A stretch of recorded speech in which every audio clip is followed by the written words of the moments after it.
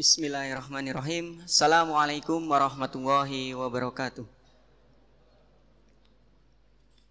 Alhamdulillahirabbil alamin. Allahumma sholli ala sayyidina Muhammad wa ala ali sayyidina Muhammad.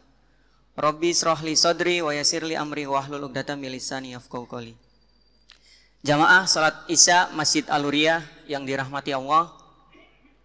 Syukur alhamdulillah pada malam hari ini Allah Subhanahu wa taala masih meringankan langkah kaki kita untuk melaksanakan sholat isya berjamaah yang insya Allah akan kita lanjutkan dengan sholat tarawih berjamaah.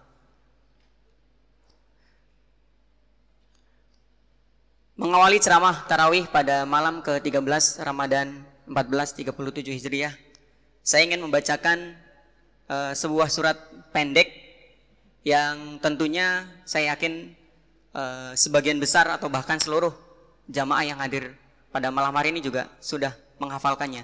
Surat pendek ini dari Al-Quran juz 30, yakni surat Al-Asr yang terdiri dari 3 ayat. A'udzubillahi minasyaitonirrajim. Bismillahirrahmanirrahim.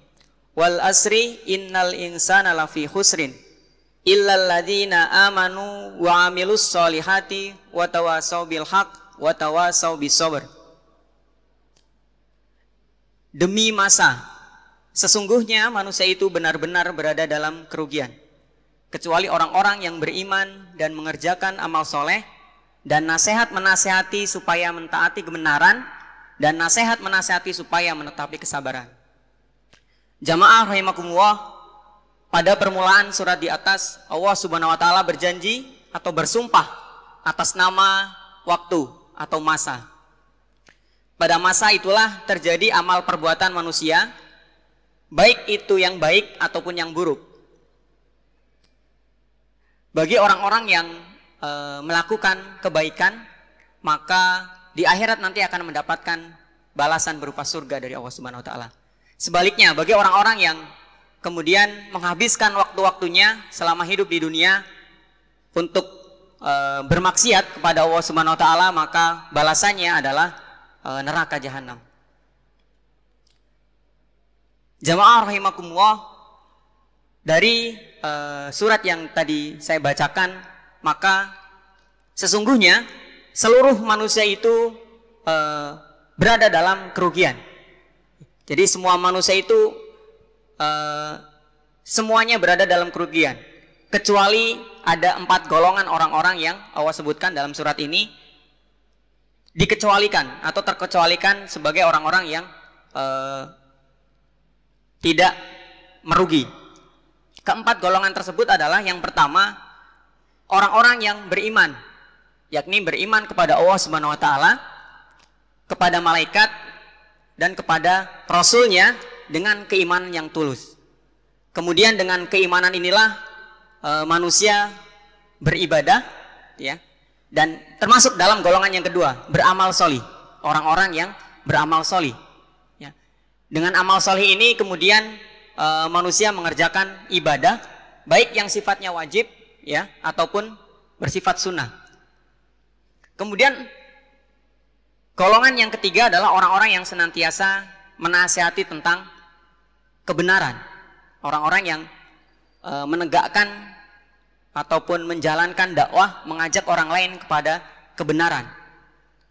Dan golongan orang-orang yang keempat adalah orang-orang yang senantiasa menasihati orang lain untuk bisa bersabar dalam menghadapi setiap permasalahan. Insya Allah pada kesempatan malam hari ini,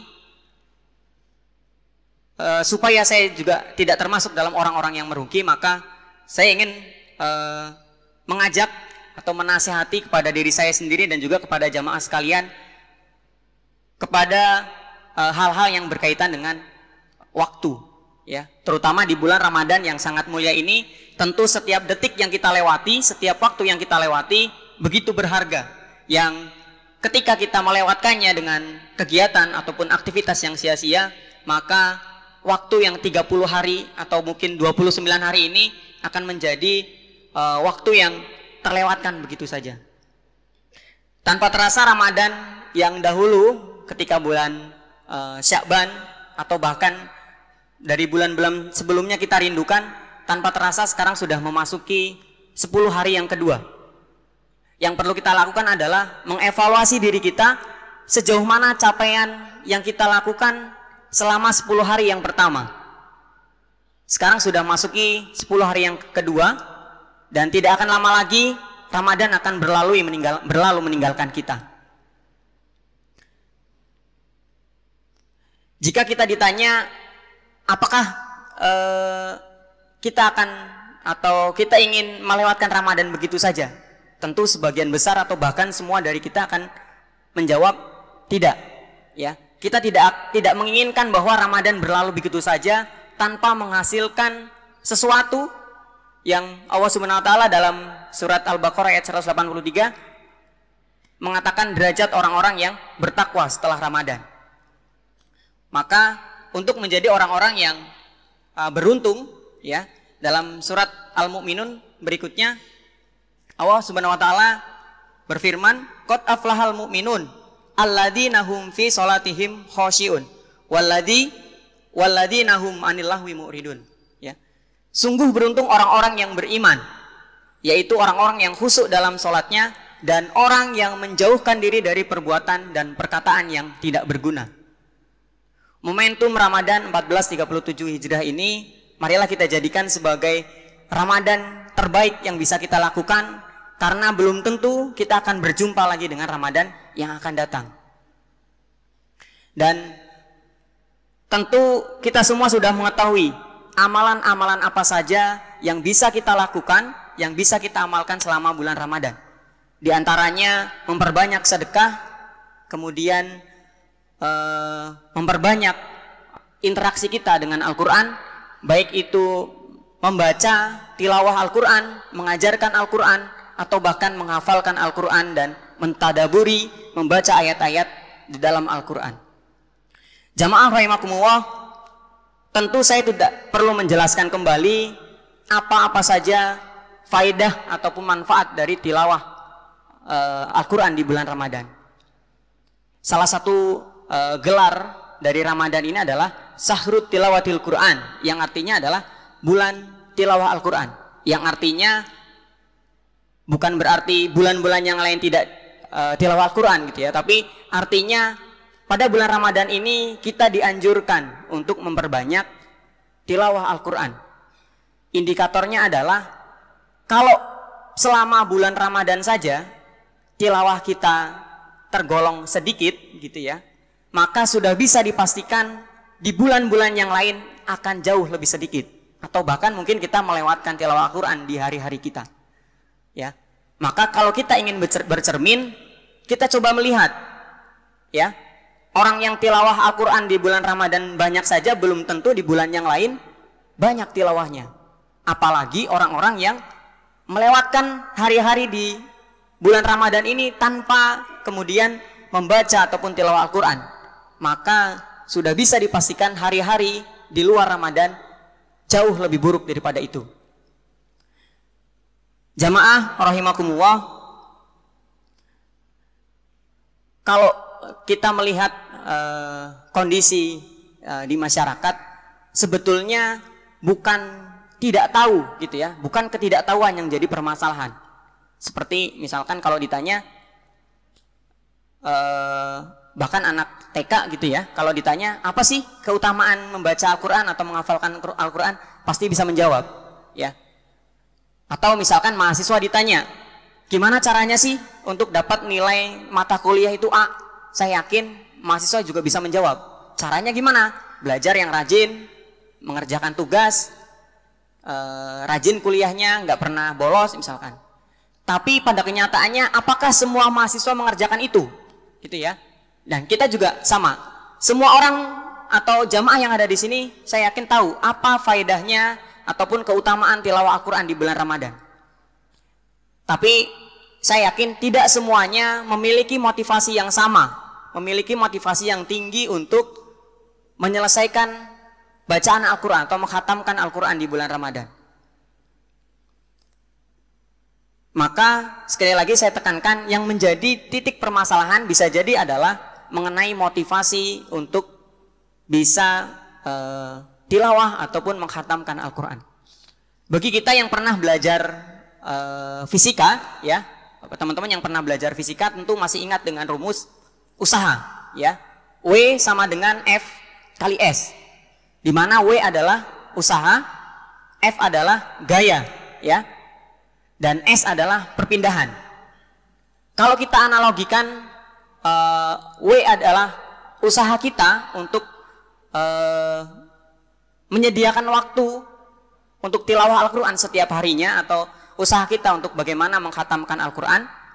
Kemudian F adalah motivasi, ya, motivasi diri kita untuk tilawah Al-Quran. Dan kemudian S, perpindahan, adalah target atau jumlah juz yang ingin kita baca gitu ya dalam setiap harinya. Maka faktor F, ya, faktor motivasi itu sangat penting. Bagaimana W akan bernilai 0, usaha kita akan 0 kalau motivasinya 0, ya. Kalau usaha berbanding W berbanding lurus dengan F, artinya ketika F bernilai tinggi maka W usahanya akan tinggi. Tentu berbeda, ya, antara orang-orang yang memiliki motivasi tinggi kemudian memiliki target yang tinggi untuk menghatamkan Al-Quran, untuk tilawah Al-Quran. Usahanya akan juga lebih besar, pasti akan lebih banyak menyempatkan waktunya, ya, tidak menggunakan tilawah Al-Quran itu sebagai waktu-waktu yang sisa, tapi meluangkan waktu dengan motivasi yang tinggi, meluangkan waktunya untuk tilawah Al-Quran, ya. Berbeda dengan orang-orang yang, ya, hanya berlalu begitu saja, tanpa target, tanpa motivasi. Pasti usahanya untuk membaca Al-Quran atau menghafalkan Al-Quran atau bahkan menghatamkan Al-Quran di bulan Ramadan ini akan dikalahkan oleh motivasi yang lain, ya, akan dikalahkan oleh kesibukan-kesibukan seperti ujian, ya, menyelesaikan tugas akhir, atau bahkan dikalahkan oleh kesibukan mengurus rumah tangga bagi para ibu rumah tangga. Kalau kita belajar ataupun bercermin atau melihat kondisi di masyarakat, seandainya, ya, seseorang atau bahkan kita tidak tidur selama 2 hari misalkan, kemudian ketika kita hendak tidur di malam hari, setelah seharian bekerja, 2 hari ke belakang lembur dengan pekerjaan misalkan, kemudian terjadi kebakaran di tangga rumah kita, ya, maka saya yakin kita semua akan mengalahkan rasa kantuk kita untuk bagaimana menyelamatkan barang-barang berharga, baik yang dimiliki oleh tetangga kita ataupun milik kita sendiri. Kenapa? Karena kita punya motivasi yang tinggi, kita ingin selamat di dunia. Apalagi kalau nanti kita kaitkan dengan keinginan kita untuk mendapatkan surga dan keselamatan di akhirat. Maka motivasi, ya, sekali lagi motivasi atau di faktor F, gaya, ya, motivasi untuk bisa melakukan kebaikan-kebaikan harus bisa ditingkatkan. Ada lagi misalkan mengenai hukum kelembaman, ya, rekan-rekan sekalian, bahwa setiap benda yang bergerak akan terus bergerak, ya, dan benda yang diam akan terus diam ketika tidak ada gaya yang bekerja. Gaya inilah yang kemudian bisa kita katakan sebagai motivasi, ya. Keinginan untuk berubah, keinginan untuk menjadi lebih baik, keinginan kita untuk mendapatkan surga dan derajat ketakwaan, ya, derajat yang tinggi di hadapan Allah Subhanahu wa taala. Barangkali mungkin itu saja yang bisa saya sampaikan, mudah-mudahan bisa menjadi pelajaran bagi kita, pelajaran yang berharga baik untuk diri saya sendiri dan juga untuk jamaah sekalian. Kebenaran hanya milik Allah dan kesempurnaan hanya milik Allah. Faminkum. Assalamualaikum warahmatullahi wabarakatuh.